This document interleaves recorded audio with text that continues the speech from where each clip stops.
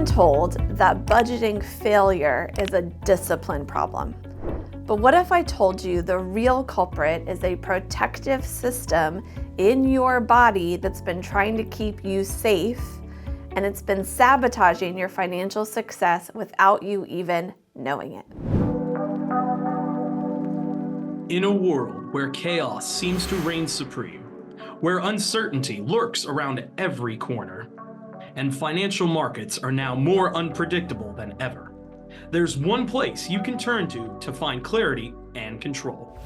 Welcome to the Wealth Wisdom Financial Podcast. Hey, I'm Brandon. And I'm Amanda. Join us as we dive deep in the world of personal and business finance to assist you in navigating through the chaos and building the financial future you deserve. We believe when conventional financial thinking doesn't get you where you want to go, you need wealth wisdom. So if you're ready to take control of your financial destiny, tune in to the Wealth Wisdom Financial Podcast. Because in a chaotic world, your money shouldn't be. Subscribe now and never miss an episode. Welcome back to the Wealth Wisdom Financial Podcast, where we dig deep into the real forces shaping your financial life. I'm Amanda, and today we're exposing a critical blind spot that's been undermining even the most intelligent, capable people I work with. For our loyal listeners, you'll have noticed that I've been off the show for a few months. First of all, thanks for listening or watching if you're on YouTube.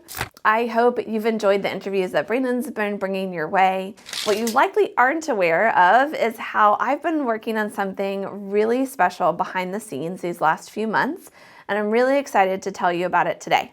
So stay tuned to the end of the episode for all the juicy details of the tools that I've been creating and things like that. And before I jump into the topic today about how our bodies sabotage our best financial intentions and why that, how that makes budgeting not work, I want to tell you a little bit of why I believe so powerfully in the power of our bodies along with our minds. So I don't tell this story very often, but back when I was a senior in high school, I was going to high school early for like an honor society meeting, and I got into a car accident. The police report says that my tire blew. This was back when there was a big tire company that was having a lot of problems and getting sued and things like that.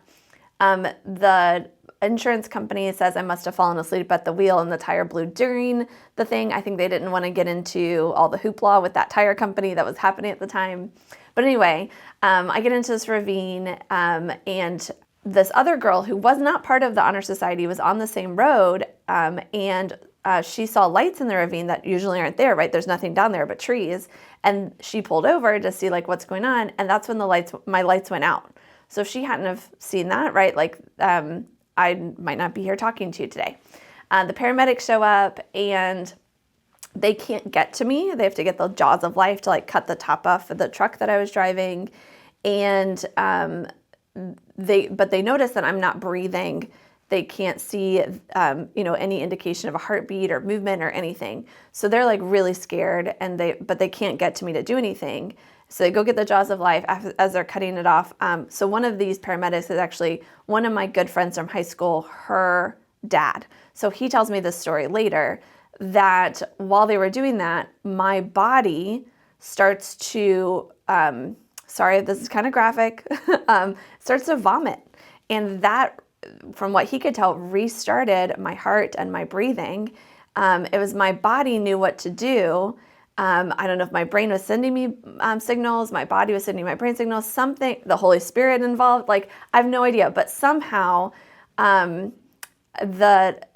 was able to restart everything and kick off in a really cool way. Now, I could talk for the rest of the podcast about all the amazing things that happened over the next month, where I went from the doctors saying I definitely would not graduate high school that year, definitely would not be going to college anytime soon, to having a miraculous recovery and graduating actually valedictorian. So weird to say that on a podcast, but it's true. And so anyway, I'm telling you this because I want you to keep in mind probably sometime in your life where you've seen the power of your body or your mind-body connection, or your subconscious or the divine, whatever you want to call it. Like, do something that you can't really explain and how powerful that is. Okay? So keep that in mind. I'm sure if you haven't experienced that, you have someone close to you that has.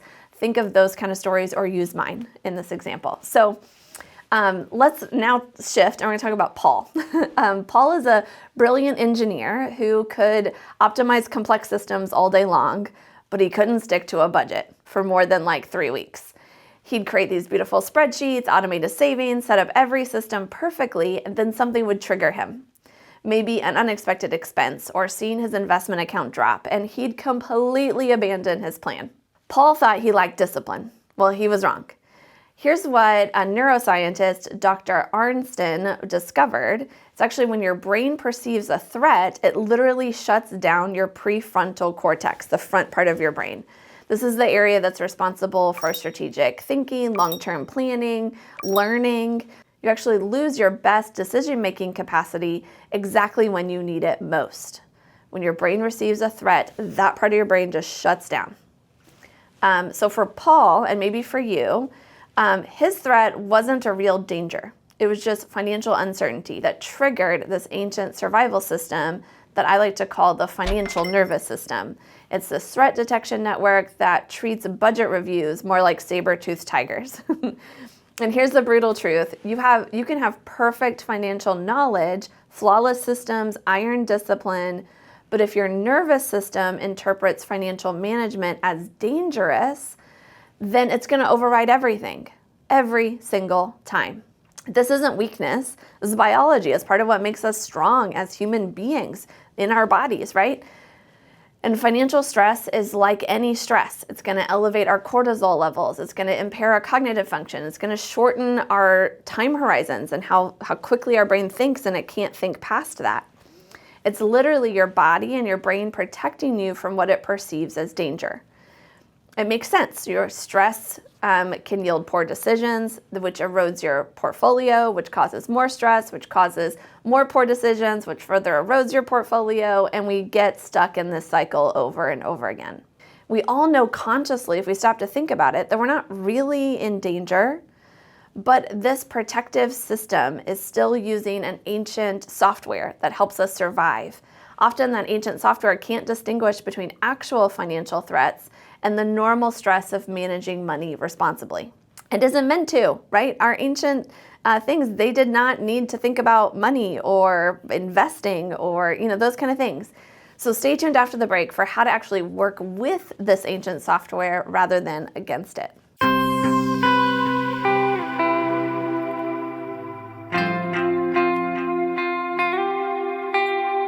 Ready to take the next step towards securing your financial future? Whether you're planning for retirement, saving for your dream home, or you just want to make your money work harder for you, the team at Wealth Wisdom Financial are ready to assist you. And now, it's easier than ever to see how we might give you a boost on your financial journey. Schedule a 15-minute discovery call with one of us today. And let's discuss your questions and your financial goals together. Don't wait any longer. Your financial freedom awaits. Schedule your discovery call at www.wealthwisdomfp.com/call. Now, if you're like me, your analytical mind is already pushing back. Maybe during that commercial, you couldn't stop thinking, Amanda, this sounds like psychobabble. I just need better systems, more consistency, more discipline. I want you to stop right there. I get you. I feel you. I'm analytical too. I used to think the exact same way. I believe smart people with good systems should automatically get results. Then I've watched client after client, people far more intelligent than me, hit the same invisible walls. Here's the data that changes everything. Researchers found that people experiencing financial stress show a 13-point drop in IQ, equivalent to losing a full night's sleep. Literally, in some of these research studies, many of them that all confirm this 13-point drop in IQ, they'll do things like ask participants to imagine an unexpected car repair bill, either $300 or $3,000. I got a car repair bill this year. It was in between those, but you can imagine $300 or $3,000. While the smaller amount had little effect, the larger hypothetical expense caused IQ scores to drop. The mere anticipation of financial strain was enough to impair cognitive performance. They found this true no matter what income bracket the participant of the research was in.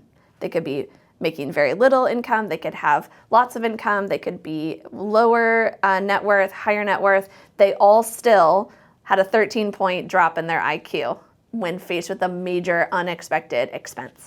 This is not about feelings or motivation. This is about measurable biological reality. So how do you work with it? How do you make sure that your perfect financial plans, they don't just fail in execution?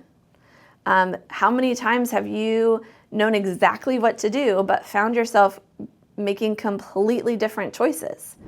This is not a planning failure. It's not a character flaw. This is your nervous system hijacking your higher brain functions because it's trying to keep you alive. The financial industry does not want you to know about this because it's easier to sell you another budgeting app than to address the real problem. So how do you address this? We have to go upstream. Here's what I'd like you to understand. Sustainable financial success requires two things. One, a competent strategy, and two, nervous system safety. Most financial advice only addresses the first one, competent strategy. And there's lots of competent strategies out there, lots of different ways, right, to build wealth. But financial advice, if it's not talking about nervous system safety, people are going to keep hitting the same walls no matter how smart they are, no matter how good that strategy is.